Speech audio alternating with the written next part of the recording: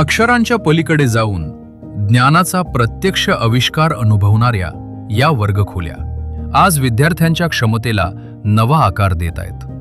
या विचारसरणीला प्रत्यक्षात आणणारे केंद्र म्हणजेच वांगेपल्ली, सिरोंचा आणि नवेगाव येथील समाज कल्याण विभागाच्या निवासी शाळा, ज्या दुर्गम भागातील विद्यार्थ्यांना आधुनिक आणि गुणवत्तापूर्ण शिक्षणाची समान संधी देत आहेत। डिजिटल क्लासरूम, संगणक प्रयोगशाळा, मॅथ्स लॅब, विज्ञान प्रयोगशाळा आणि ग्रंथालय या सुविधांमुळे शिक्षण अधिक समृद्ध आणि अनुभवाधारित बनले आहे।